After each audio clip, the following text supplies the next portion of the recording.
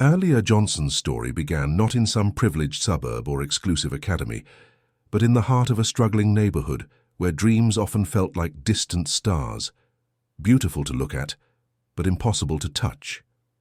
From the moment she could walk, Aaliyah found herself gazing upward, captivated by the planes that carved arcs across the grey-blue skies above her city. She didn't see those airplanes as just machines.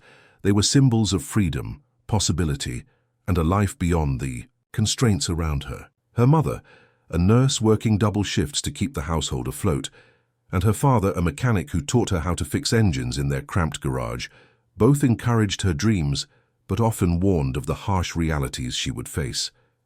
"It won't be easy," her father said one night, wiping grease from his hands, "especially for a girl like you in a world like this." But Aaliyah's resolve only hardened. She devoured books on aerodynamics, spent afternoons at the local airfield watching planes land and take off, and begged every pilot she could find for advice, soaking up their stories like precious fuel. By the time she turned 16, she was already taking flying lessons at a community aviation program, paying for every hour in the cockpit with money she saved from part-time jobs and odd errands. She faced the usual skepticism, neighbors doubting a black girl could ever pilot a plane, some teachers dismissing her ambitions as unrealistic, and even a few peers laughing behind her back. But none of that shook her. If anything, it made her fight harder. When she earned her private pilot's license at 18, she felt like she had climbed a mountain few in her community dared to scale. But Aaliyah's eyes were fixed higher. She wanted to be a fighter pilot, part of the elite Air Force squadron that symbolized excellence, discipline, and honor. Applying to the Air Force flight training camp was the first real test. The entrance process was grueling. Physical fitness tests, technical exams, psychological evaluations, and Aaliyah passed with flying colors. When she got the acceptance letter, it felt like the universe was finally acknowledging her grit, yet stepping onto the base was a different world entirely. The camp was steeped in tradition and hierarchy, where every move was scrutinized and every mistake magnified. From day one, Aaliyah felt the weight of unseen eyes, some curious, some skeptical, others openly hostile. Instructors who should have been mentors instead seemed to look for reasons to doubt her. Her peers, mostly white and male, kept their distance or whispered behind her back. She heard the muttered comments, "She doesn't belong here. Let's see how long she lasts. This isn't for people like her." Even small things, like being assigned the toughest shifts or having her suggestions ignored, added up to an overwhelming sense of isolation. Still, Aaliyah refused to be broken. She rose early every morning, pushed herself harder in flight simulators, stayed late studying aerodynamics, and volunteered for the most difficult exercises. She outperformed many of her classmates on paper, but the subtle biases remained. Then came the day that shattered her world.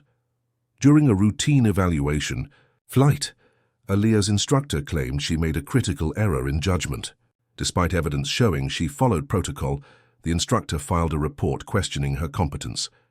Behind closed doors, commanders debated her fate with little regard for fairness.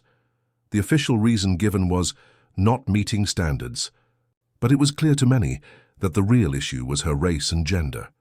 Word spread quickly, and soon the whispers turned into open conversations about her removal. On the day she was summoned to the commanding officer's office, Aaliyah's heart pounded with a mixture of fear and anger. The officer read out the decision.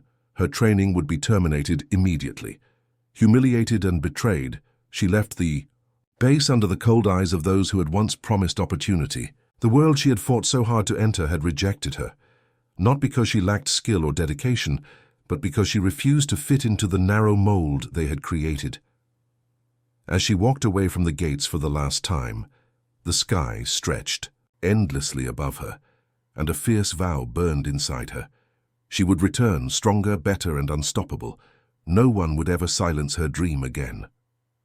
Instead of succumbing to despair after being expelled from the Air Force flight camp, Aaliyah Johnson transformed her heartbreak into a relentless engine of determination that refused to be silenced by failure, injustice, or the voices that told her to quit.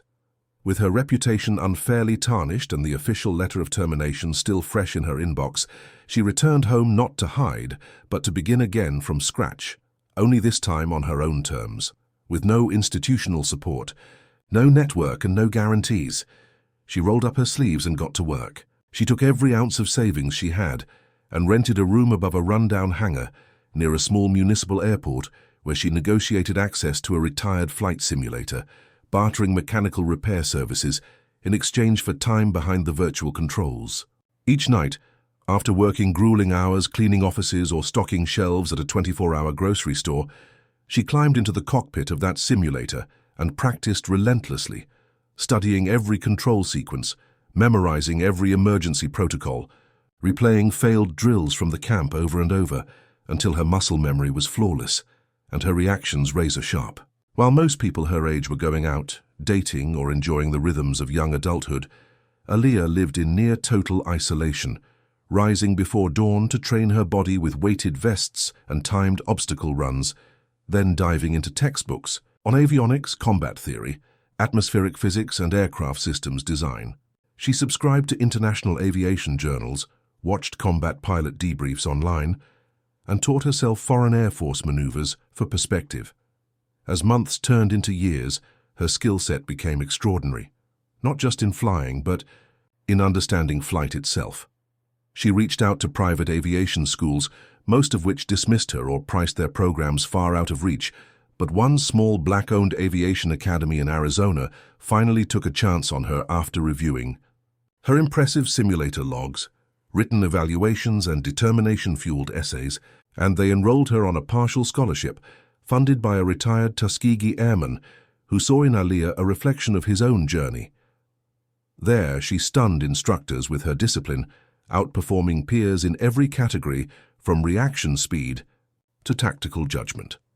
She earned her multi-engine certification in record time, then enrolled in an advanced combat simulation program that partnered with private contractors who trained military and civilian pilots alike.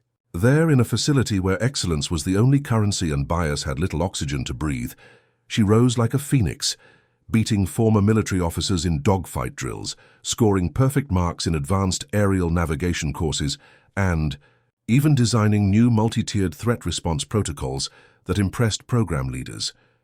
By now, whispers of the girl who was kicked out of flight school but flies like she was born in the sky began spreading in niche aviation circles.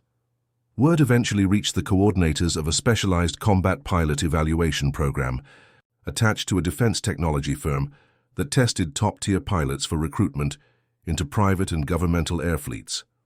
When Aaliyah applied, her name was flagged for prior dismissal, but her dossier was too stacked with accolades, certifications, and recommendations to ignore, and they begrudgingly allowed her to join the pre-screening trials, hoping, perhaps, to see her fail again. But what they witnessed was nothing short of stunning.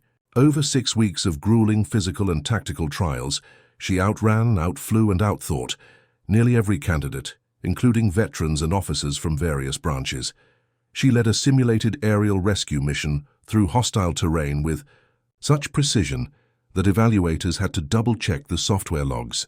At night, while others celebrated or rested, Aaliyah could be found fine-tuning her flight plans and studying her own mistakes in grainy simulation replays, refusing complacency, driven not by revenge, but by something deeper, the need to reclaim what had been stolen from her, and to become the pilot she knew she was born to be.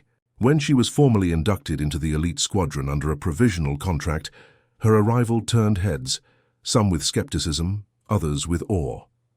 The final leg of her training involved real-time combat simulation flights in classified airspace over the Nevada desert, where she flew in formations with high-ranking officers and was graded not just on precision, but on leadership, adaptability, and resolve under pressure.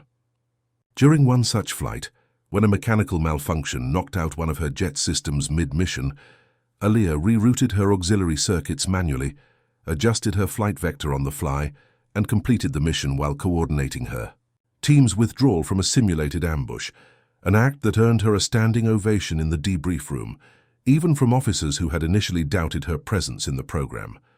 She wasn't just back, she was elite now.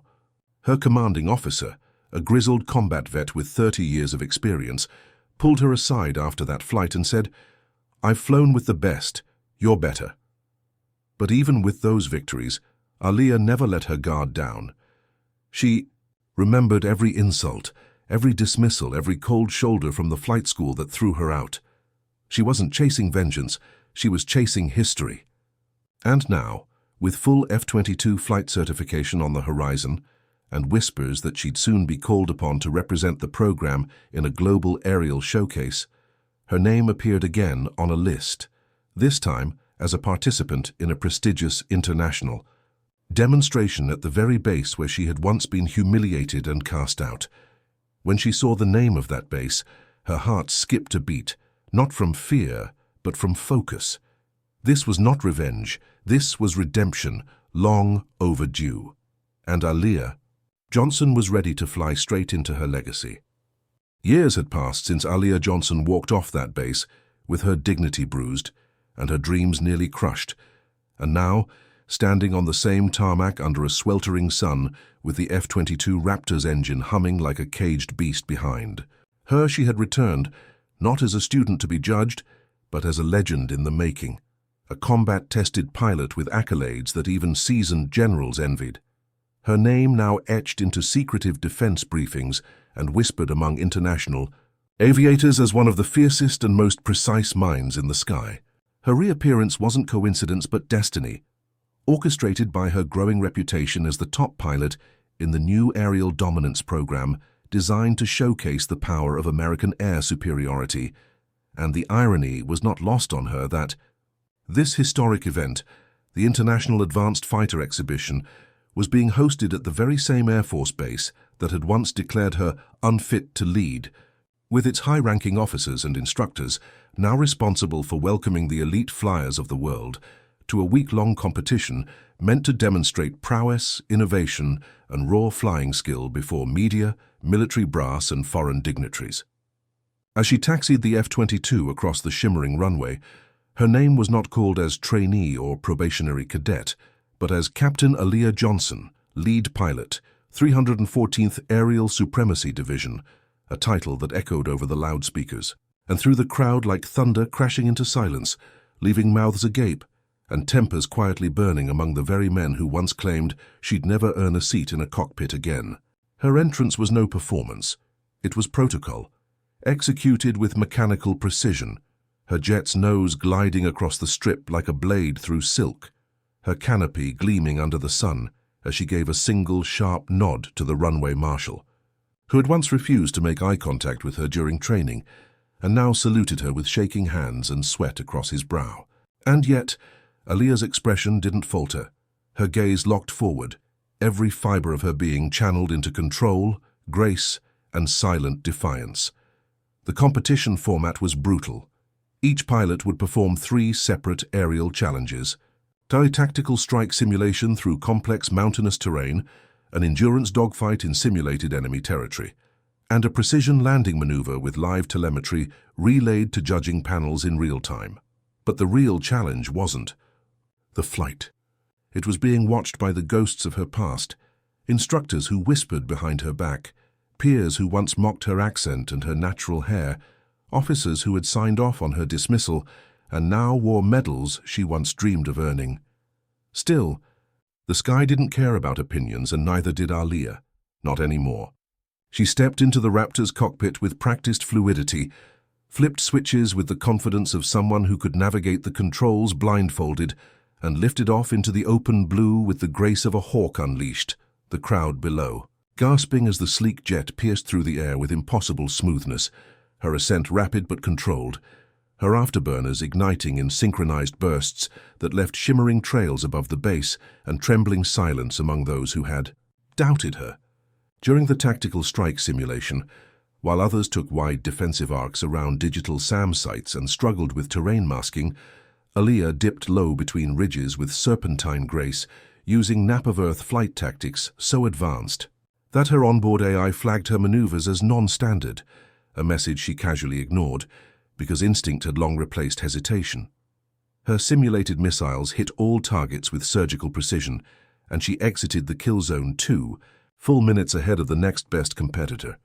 In the endurance dogfight, she demonstrated predator-level aggression and calculation, baiting the simulated adversaries into traps and turning tight loops that pushed her G-suit to its limit, her breath steady, her heart calm, even as alarms blared in her ears and enemy fire licked her radar. By the end, her kill ratio was the highest ever recorded in that drill's history. The final challenge was supposed to be simple, a pinpoint landing onto a moving platform during high crosswinds, a test of timing, coordination, and adaptability. But what no one knew was that a technical glitch had scrambled the wind calibration. During her approach, throwing the landing assist software offline just seconds before touchdown, the crowd watched, many assuming she would abort, but instead Aliyah cut to manual controls and whispered under her breath, "I've been through worse," then adjusted her angle manually, trimming her pitch, shifting her weight with micro-movements, countering invisible wind shifts with intuition so refined that even AI couldn't replicate it. Her landing was not only successful, it was flawless, so smooth that the platform barely registered the touchdown, her Raptor sitting like a sculpture of silent power atop the pad as the audience erupted into stunned applause. The base commander, who had once denied her an appeal after her dismissal, stood at the edge of the runway with trembling lips, unable to look her in the eye as the top brass from international forces rose to their feet to salute her. The press, who had once ignored her story, now hounded her for interviews. Cadets scrambled to find her flight logs online, and the pilots who had once scoffed at her name now used it as a standard for excellence. But perhaps the most poetic moment came not from the applause or the honors, but from the quiet walk back into the base's hangar, where a plaque still hung listing the top pilots ever trained there, her name once conspicuously absent. Now, before she left, a young staffer escorted her to the wall and carefully unveiled a new engraving. Captain Aliyah Johnson, exemplary combat pilot, National Honor of Merit recipient, first black woman to land the F-22 in triple-tier maneuvers. On record, she stared at it for a long moment, not in pride but in stillness, because this to her was never about proving people wrong. It was about proving herself right, about reclaiming a dream no one had the right to take from her. And as she walked, past her former instructors, now silent, some ashamed, some awed, she offered no smug smile, no cruel stare, only a respectful nod before boarding her jet once more, this time bound for a classified briefing on international airspace patrols. Because Aliyah Johnson wasn't just back, she was untouchable now, a force of nature that even the sky had learned to respect. The sun rose over a different base now, not because the runways had moved or the hangars had shifted, but because the energy in the air had fundamentally changed since Aliyah Johnson's triumphant return. For in the days that followed her unprecedented performance, the echoes of her flight still reverberated in every corridor, every classroom and every hushed conversation behind mirrored aviator sunglasses as officers, cadets, and visiting dignitaries continued to unpack the seismic impact of what they had witnessed. Because Aliyah hadn't merely flown circles around the competition, she had torn through decades of institutional doubt, systemic exclusion, and whispered prejudice with the thunder of jet engines and the grace of a falcon in open sky, leaving behind not just awe but a blueprint for transformation.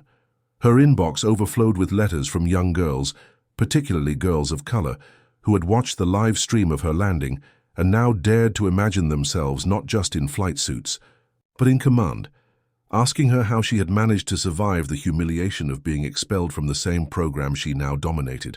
And she replied to each one, often late at night, long after the brass had finished congratulating her and the media cameras had powered down, because she knew those letters weren't just fan mail, they were lifelines from dreamers on the edge of surrender, just like she once was, sitting on her grandmother's porch with a rejection letter clutched in one hand, and tears falling onto the combat boots she refused to take off.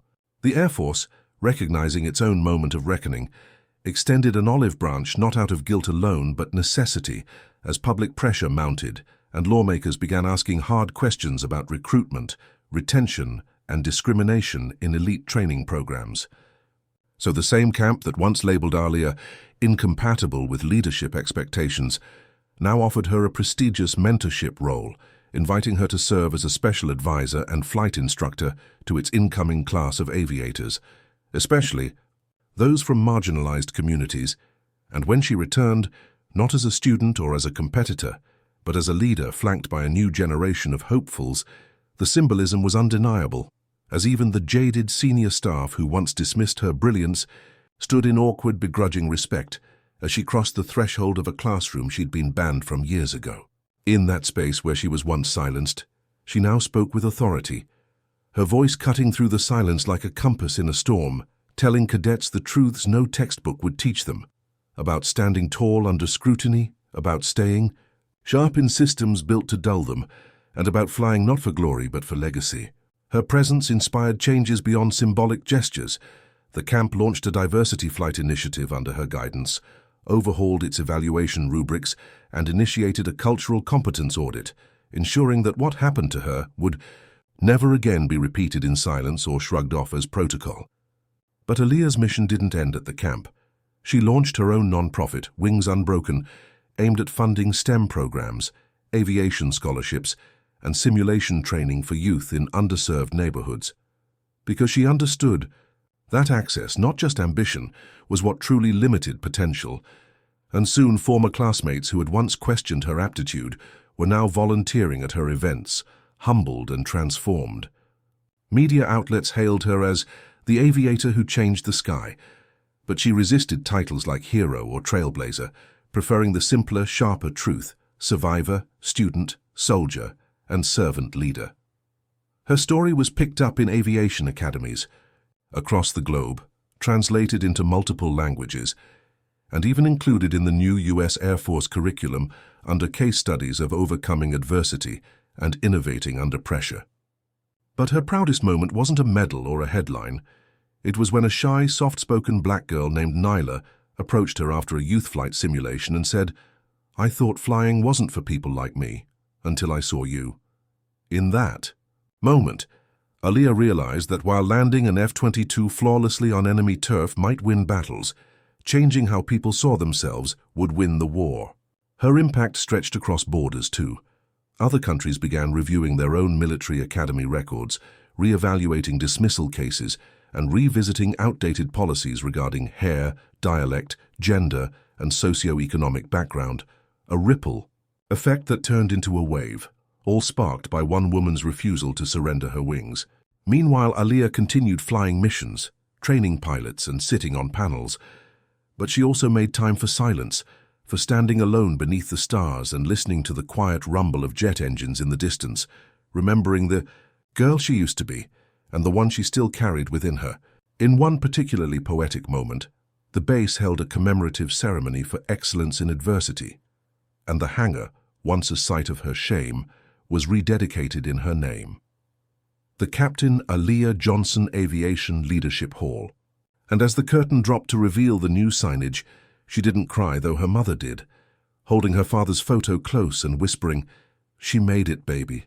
She really made it." Now the walls that once rejected her bore murals of her in full flight gear, eyes steady, posture unyielding, surrounded by words like resilience, precision, vision, and flight. Aliyah had become more than a pilot. She was a movement, a reckoning, and a reminder that systems built to exclude cannot withstand the force of a dream given form.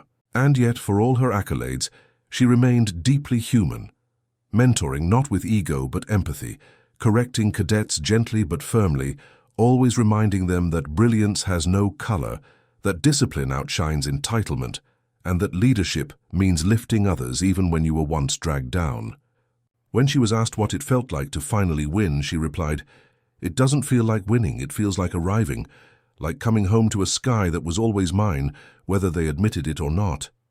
And so Aliyah Johnson kept flying, past the limits they set for her, past the scars they left on her ambition, past the sound barrier of doubt and into a future where every child who dares to dream can look up and say, "She flew through fire, and because of her, I can too." The sky, once weaponized against her, was now her cathedral. And for the world below, still catching its breath from the shock of her return, there was no forgetting the day they booted her from flight school, only to watch her come back in a fighter jet and change history forever.